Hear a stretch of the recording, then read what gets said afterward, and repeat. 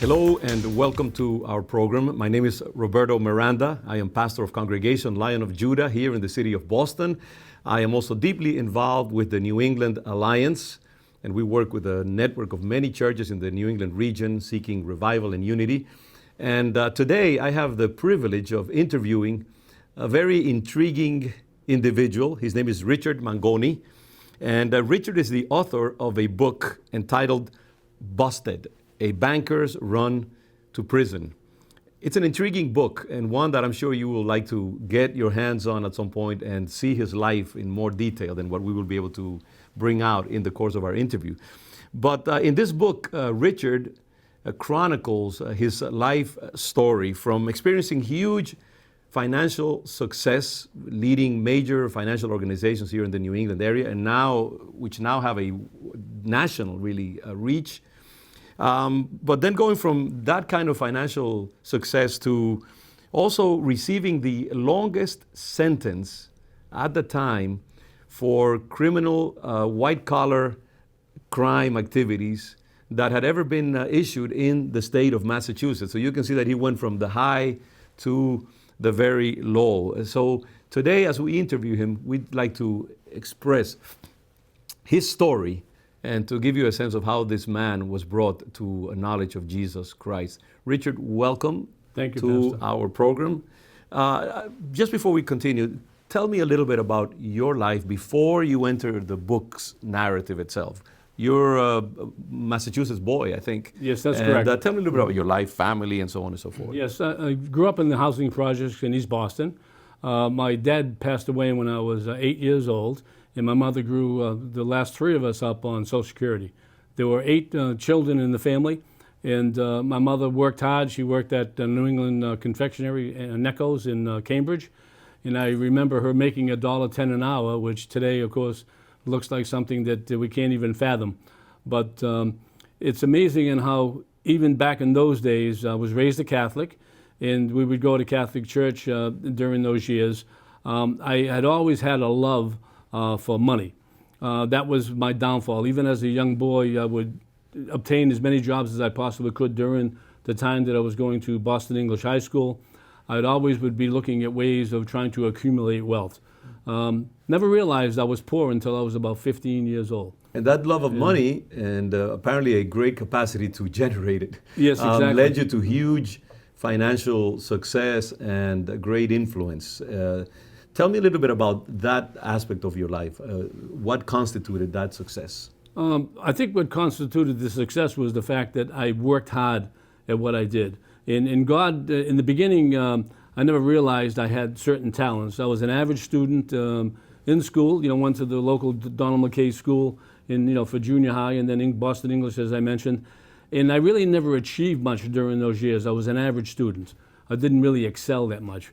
I spent 4 years in the Air Force, and from there I ended up getting out by the GI Bill and went to college. I went to American International College and majored in accounting. And that, after my military experience, that gave me the impetus to realize that there was more to life than just regular type of jobs. Realizing how fragile our life is and how life and death experiences, being in Vietnam during those years, really showed me how difficult it is for people to be able to get ahead. So what I did was I purposed to begin to start getting as much education as I could in the accounting area. That's when I realized that God had blessed me greatly in administration and accounting. And from there, I was a great risk taker. So I would invest in real estate and invest in the stock market. You made a lot of money, apparently, yes, in real estate. Yeah, exactly. Millions and millions of dollars. I was averaging just in transaction with the stock market about $25,000 a week. Wow. What year was that? That was in the mid to late 80s. And it was a time when the market was very volatile, and I was able to achieve this through great risk taking.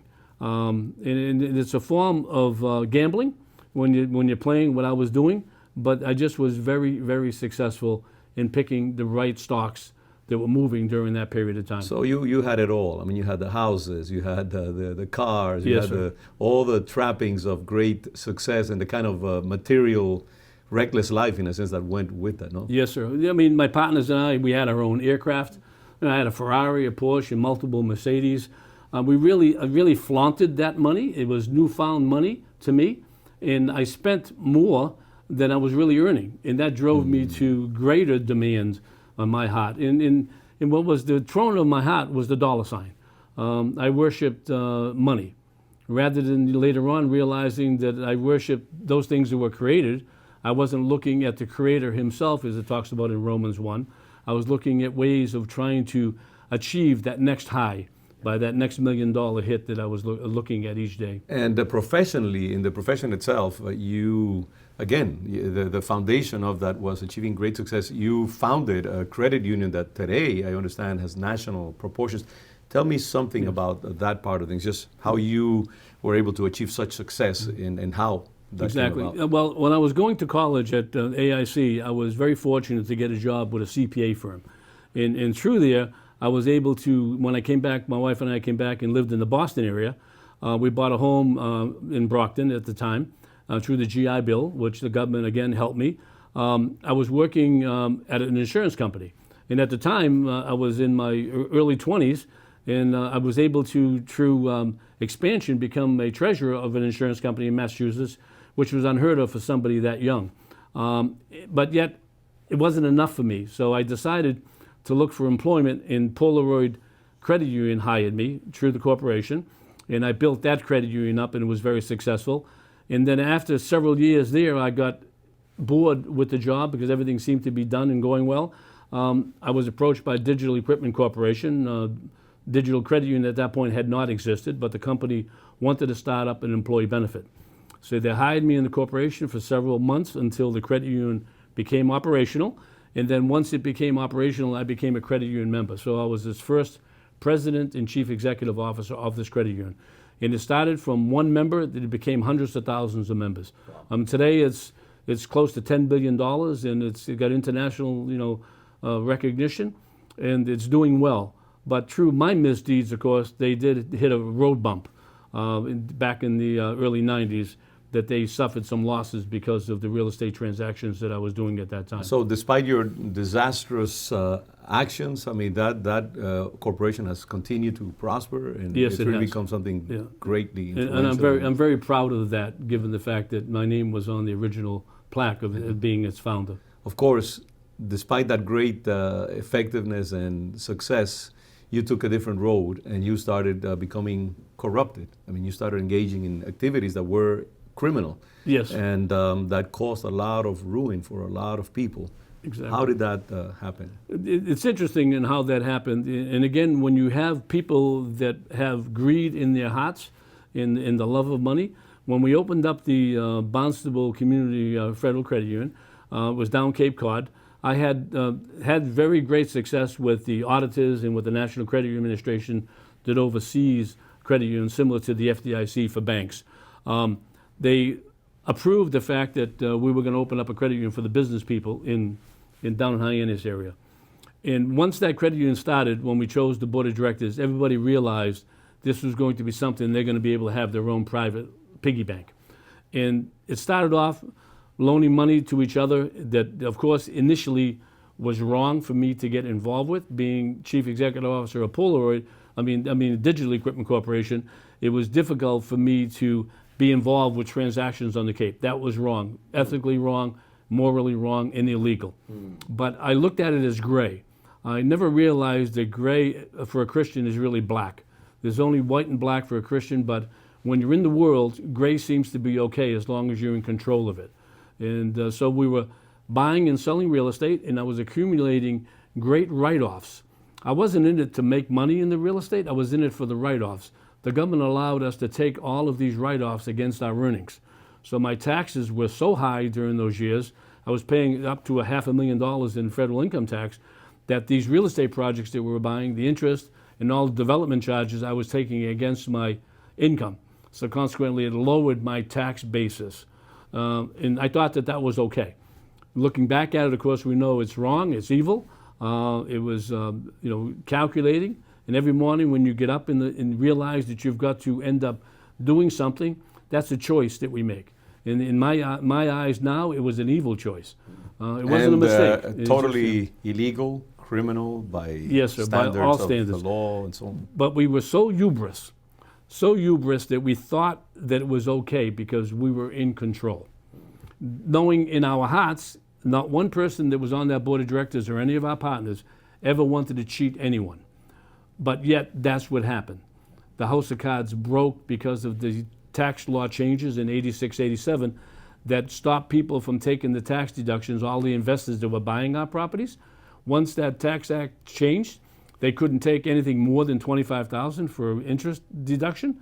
They stopped buying our properties. So we were sitting on all these properties, millions of dollars worth of homes in motels that we couldn't sell. So that's when the Ponzi scheme came into effect, where we had to refinance these properties. And by refinancing them, we had to boost the levels of value. So we had to get someone to change the level of values. We had to change documents. It just got to be an absolute evil nightmare. Well, it's interesting when you talk about the gray. I mean, that's a perfect description of Washington in a way, what's going on. Amen. Amen. In so much of Washington politics, I mean, a lot of people in great power, control of great resources, ways to manipulate law and documentation and so on, who are not evil people in the sense that, they're really trying to do harm to others, and yet they're entangled in this kind of gray area of doing things that they, half proper, half improper, and at some point you get an audit, so to speak, and everything begins to come out and unravel, and you get the book thrown at you. Yes. And all kinds of horrible things happen. I think that's one of the things that's happening right now in the United States, no? And I agree. That gray area, essentially morality, I think, of the whole political system is beginning to show in so many different ways and polarizing this nation, causing great harm, I think, to the nation. There's no We question. experience that. Exactly. And I think that anyone that's left in that position, I was in a position of absolute trust. And my board of directors and the auditors and the feds trusted me because of who I was and what I had created. It's a great error to have someone in that position. And we see it happen throughout history. Recently, many bankers have fallen, again, because their board of directors relied and trusted their integrity. I never realized I had no integrity until I began to read the Psalms, and King David talked about integrity. I had a self-imposed integrity in my heart, thinking that everything that I was doing was okay because I felt I could always make it right for the person that we were dealing with.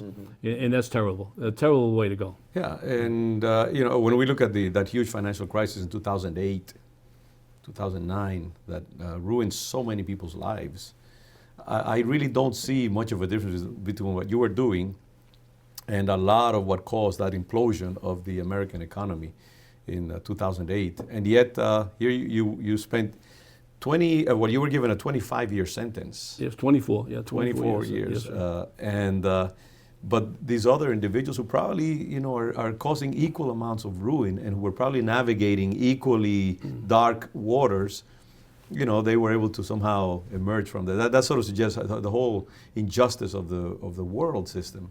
And it tends to make people sometimes cynical. But you see this evil that is taking place in our culture and society and causing so much harm. And yet it just continues on with a different name, a different reason. But it's essentially the same thing, sin manifesting itself in all kinds of subtle ways. Yeah. So it's a lesson for all of us.